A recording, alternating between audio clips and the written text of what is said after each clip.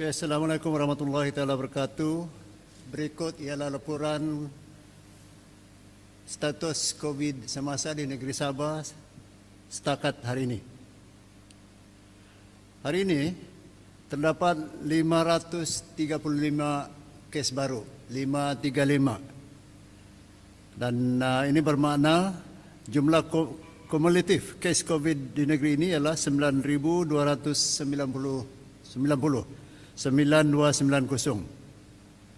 Dan daripada jumlah tersebut 3.705 orang sudah sembuh, manakala 5.513 pesakit masih menerima rawatan di berbagai ward hospital di negeri Sabah. Malangnya hari ini kita ada berita kematian yang kalau saya boleh katakan agak tinggi, iaitu 5 orang, ya, 5 orang.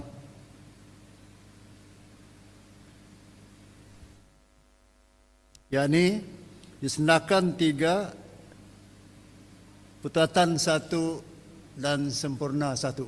Ya. Pecahan kes COVID yang baru mengikut daerah-daerah adalah seperti berikut. Lahadatu 115,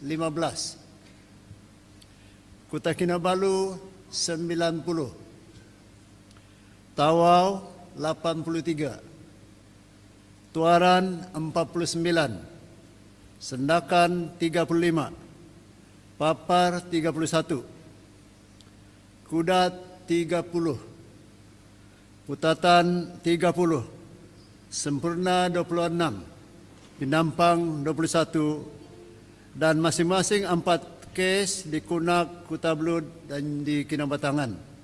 Manakala di Keningau 3 dilaporkan kes positif hari ini, Sipitang 2, Kota Merudu 2, Pitas 2. Manakala Ranau, Tembunan, Kuala Penyu dan Nambawan masing-masing melaporkan 1 kes baru. Saudara dan sekalian, kalau kita lihat kes yang saya laporkan pada hari ini, saya ingin memberi sedikit ulasan mengenai kes di Kota Kinabalu. Walaupun pada dasarnya jumlah positif hari ini cuma 90, tapi saya ingin memberi ingatan bahawa terbit daripada satu kluster baru di penjara Kapayan, ada kemungkinan besar bahawa kes positif di Kota Kinabalu akan meningkat secara mendadak dalam hari-hari yang di hadapan ini, bergantung kepada ujian COVID ke atas benduan-benduan yang tinggal ataupun berada di pusat penjara Kapayan. Mengikut laporan awal mengenai ujian yang telah dilaksanakan di Kelangan, para benduan dan juga kaki tangan hospital, hampir 60% daripada ujian yang dibuat setakat ini adalah positif. Saya juga diingatkan bahawa jumlah benduan yang ditempatkan di pusat penjara Kapayan ialah sekitar 2.700 orang.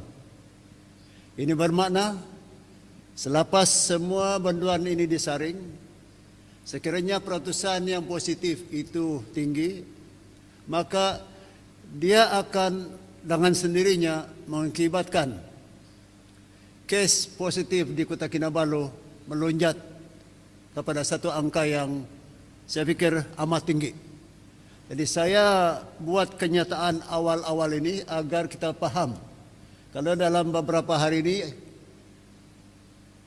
kes positif di Kota Kinabalu meningkat secara mendadak, ia terbit daripada kluster penjara Kapayan yang melibatkan benduan dan juga kaki tangan pegawai dan kaki tangan penjara di Kapayan. Walau bagaimanapun, pihak Jabatan Kesihatan memberi fokus penuh kepada kluster penjara di Kapayan, dan ujian-ujian sedang giat dilaksanakan bukan saja di kalangan para banduan tetapi juga keluarga, kaki tangan pegawai dan juga kaki tangan penjara yang bertugas di situ. Dan seperti mana yang kita umumkan beberapa hari yang lepas, tempat itu telah pun diletakkan di bawah PKPD. Ya. Saya juga ingin memberi sedikit maklum balas mengenai jumlah yang juga agak tinggi di Lahadatu, yaitu 115. Ini disumbang sedikit sebanyak daripada keputusan saringan yang tertunggak. Ya. Dan inilah yang telah mengakibatkan jumlahnya agak tinggi daripada sebelum ini. Saya dalam mesyuarat dengan MKN dan taklimat oleh Ketua Pengarah Kesihatan Malaysia tengah hari tadi, saya telah diberi assurance atau perakuan bahawa semua langkah sedang diambil untuk memastikan pengawalan dibuat agar kita dapat melandaikan kes-kes yang tinggi di Sabah. Saya juga ingin melaporkan pada hari ini terdapat 3 kluster baru. 2 di Kudat dan 1 di daerah Penampang. Kluster baru itu ialah 1 kluster basung yang melibatkan peniaga-peniaga ikan di Kudat. Dan setakat ini 26 kes positif telah dilaporkan. Kluster yang kedua dipanggil kluster Inai. Ini berpunca daripada majlis Inai. Orang mau kahwin, ya, orang kahwin. Jadi ada majlis Inai dijalankan, dan ini sendiri telah mengakibatkan 13 orang disahkan sebagai COVID positif setakat ini. Kluster ketiga ialah di Penampang yang melibatkan sebuah restoran, ya. Dan kluster ini kita panggil kluster Tampayan.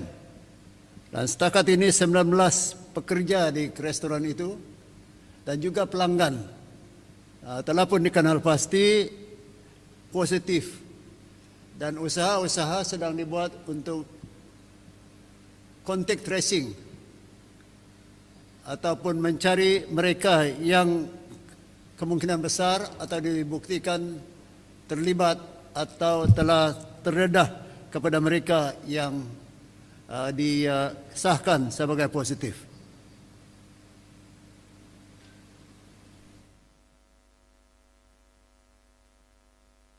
Inilah secara ringkas, saudara dan saudara sekalian, laporan pada hari ini.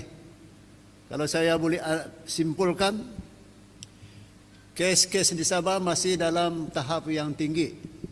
Tetapi mengikut laporan terbaru daripada Jabatan Kesihatan, ada tanda-tanda yang baik bahawa mereka boleh mengawal keadaan di pantai timur. Tapi bagi pantai barat, seperti mana yang saya nyatakan awal-awal tadi, kita sedikit khawatir dengan kes penjara ini atau kluster penjara ini, kerana jumlah yang terlibat adalah ramai. Dan saya mengandaikan sekiranya peratusan jumlah positif ini tinggi, setelah saringan dibuat, kita akan mendapati jumlah kes yang mendadak tinggi daripada pantai barat, khususnya di Kota Kinabalu. Kalau ada soalan, saya Timbalan Pengarah Kesihatan Negeri Sabah, Dr. Asid ada di sini, ataupun daripada Setiausaha Kerajaan Negeri selaku pengurusi Jawatan Kuasa Pengurusan Bencana COVID Negeri Sabah. Silakan kalau ada soalan. Assalamualaikum Datuk Seri. Waalaikumsalam. Saya Edi bertanyakan soalan bagi pihak bernama mengenai isu pengagihan bakul makanan kepada penduduk yang terjejas sumber pendapat mereka dan menghadapi masalah mendapatkan bekalan makanan. Terdapat sebilangan warga net menyatakan bahawa bantuan tersebut tidak sampai kepada mereka. Mohon komen Datuk Seri. Saya sebenarnya telah pun memperkenalkan Menteri Pembangunan Sosial dan Kesejahteraan Rakyat, ya. Beliau telah pun mengambil alih tugas untuk memantau pembahagian makanan, bantuan makanan kepada mereka yang layak. Dan sekadar untuk sebagai satu rekod kita, sehingga jam 2 petang ini 66.164 bakul makanan telah pun diagihkan, ya. Dan saya faham memang barangkali lah, ya, ada sedikit sebanyak kelemahan dari segi agihan, ya. Tetapi saya mengikut laporan yang saya terima terbaru, masalah-masalah awal ini telah berjaya diatasi. Dan kalau mana-mana penduduk yang terus ada masalah untuk mendapatkan bekalan tersebut, ada 2 tempat yang kita boleh mengadu. Satu, terus kepada pusat COVID negeri sendiri. Telefon saya ingat sudah pun diedarkan dari awal. Boleh WhatsApp dan juga boleh telefon. Kedua, juga terus kepada pejabat daerah, kerana pegawai daerah adalah pengurusi jawatan kuasa bencana COVID daerah. Dan ini yang saya andaikan lebih cepat, walaupun kita di peringkat negeri bersedia untuk membantu sekiranya diperlukan, ya. Telefon dulu. Ya.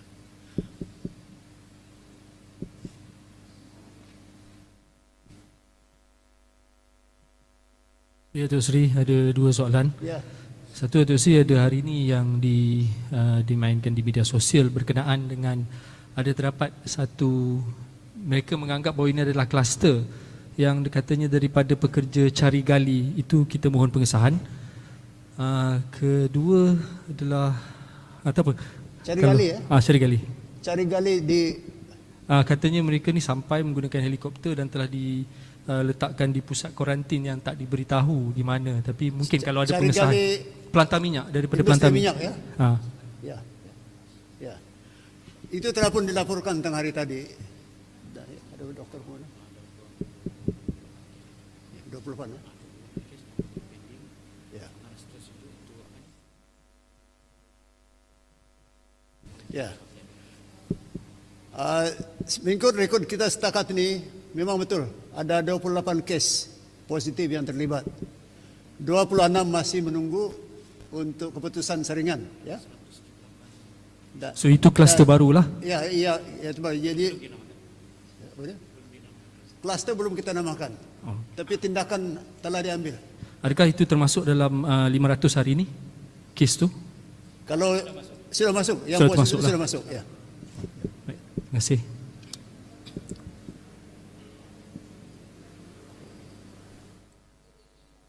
Yes. Yes.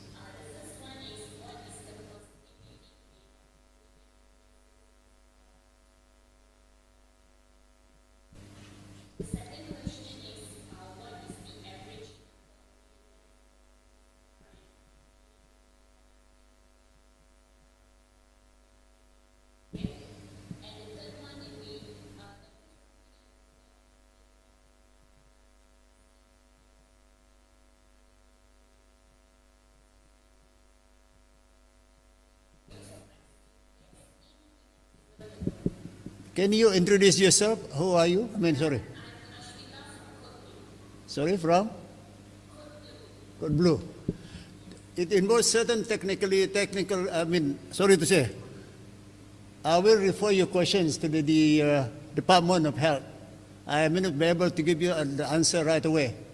But if you give your contact number, I will ask RCID to contact you directly. Is that okay? Yes. Okay. Thank you. All right.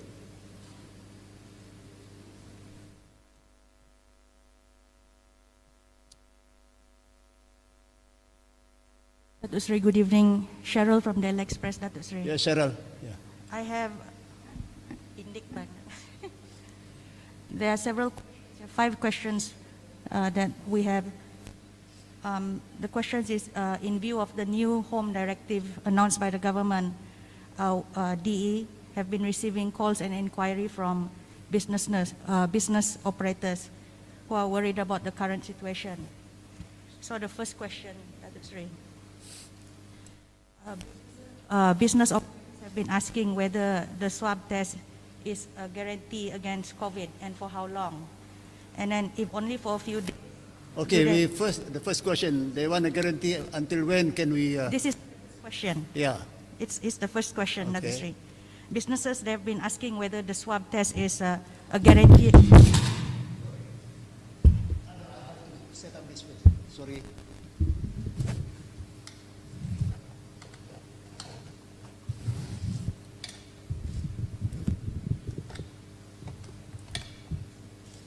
Yeah, please. Business operators, they've been asking whether the swab test is a guarantee against COVID and for how long. If only for a few days, do you have to spend time taking swab tests every now and then? That's the first question, Datuk Seri. Okay. Dr. Asid, would you like to answer or you want me to answer? Saya ingin bantu jawab soalan ini. Biasanya ada peraturan yang kita kenakan sebelum seseorang itu bekerja. Jadi pekerja ini dikenakan untuk menjalani ujian saringan COVID lah sebelum bekerja dengan majikan.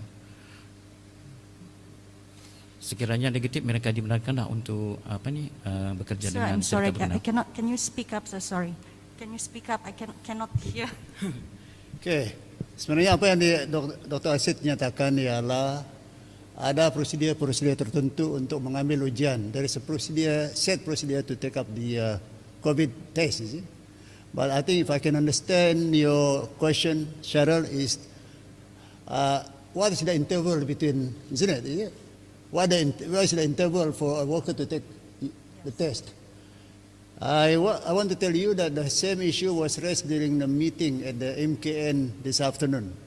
And I believe there will be a guideline to be issued later. Yeah.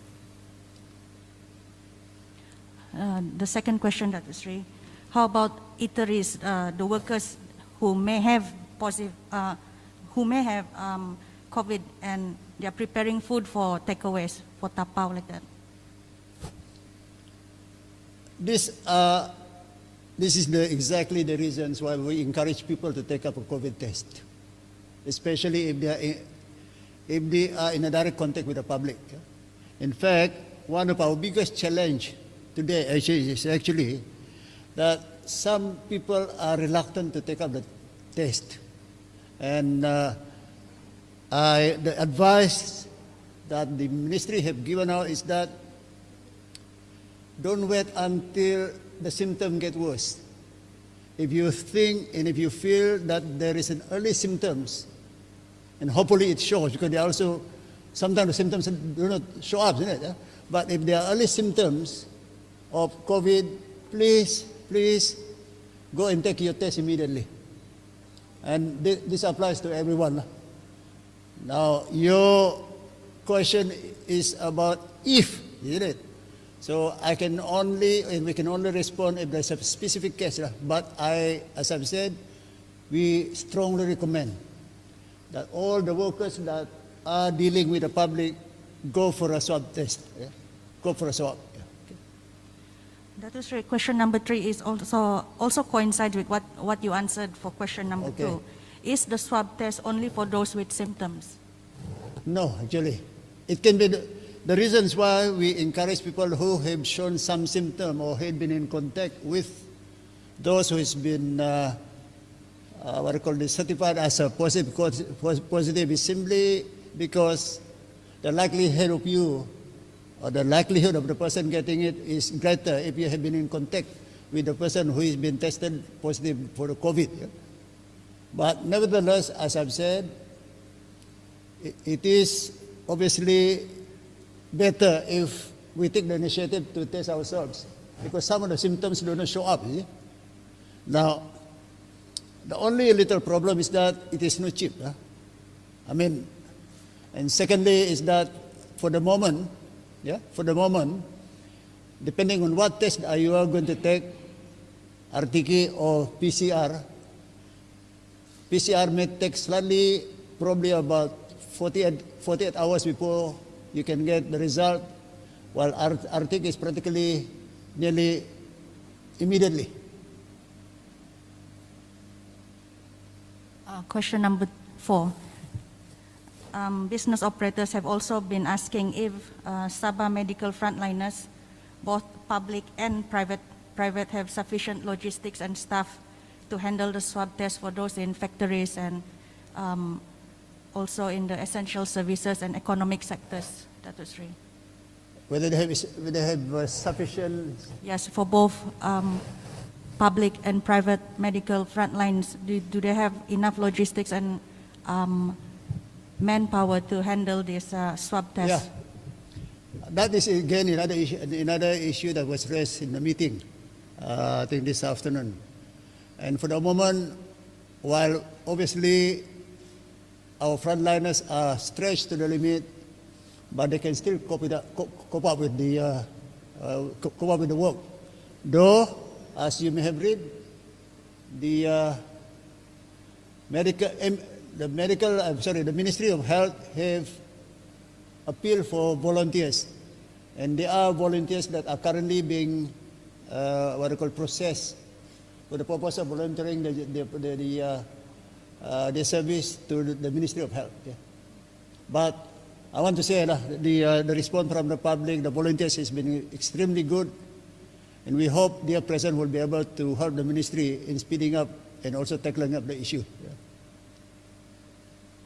Final question, that was number 5. This one also from the business operators. They've been asking, in view of the SOP, the standard operating procedures set by the government, and also the advice to avoid crowded places. Business operators have been asking if it would be possible for a mobile team to be deployed to factories and also to essential industries instead of having their staff going to the health clinics and hospitals. We will forward that suggestions to the proper authority. I think it's a good suggestion, but depending on, of course, as I was just saying or telling you that there's your frontliners are stretched to the limits, but nevertheless, we will forward it to the proper authority. Yeah. Thank you. Yeah. Evening, Dr. Sri. Yes, Jason. Yeah. It's a simple question, Dr. Sri. We've been hearing talks from within the JKNS itself that they lack some facilities such as ambulances. There's a waiting list of people waiting to be taken to the hospital right now. I'm not sure whether this has become a serious problem, but we need to know whether there are enough ambulances to pick up all these patients. We take up it as a good feedback. We take up that report as a good feedback from the public, and we will accordingly inform the medical department if there is any truth in that claim. And if there is, we'll try to find a way how to solve it. Yeah.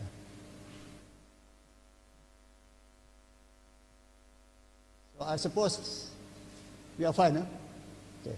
Terima kasih kepada semua yang hadir pada hari ini. Kita sedang memikirkan sama ada keperluan untuk mengubah suai cara kita berinteraksi dengan ini akan pihak pegawai. Oh, boleh. Okay, Datuk Seri, ini ada yang mengatakan bila meningkat kes ni, di saban hari meningkat.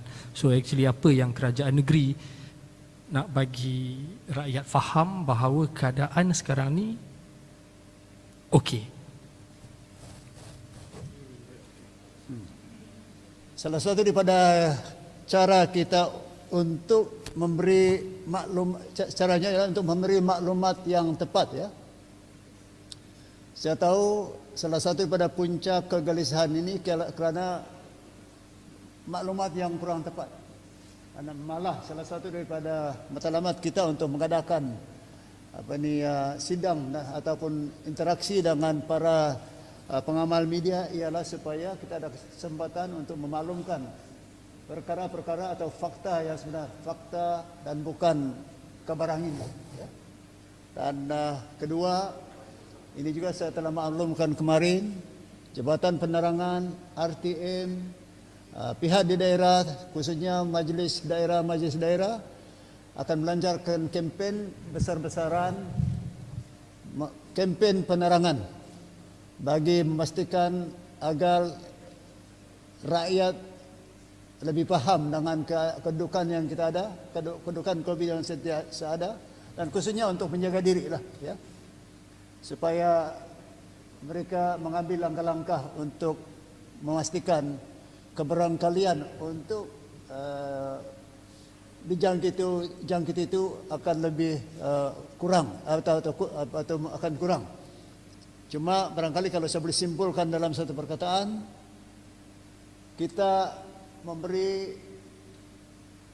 kesimpulan berlandaskan kepada fakta yang ada di hadapan kita. Jadi saya paham juga timbul barangkali daripada kegelisahan dan kerisauan.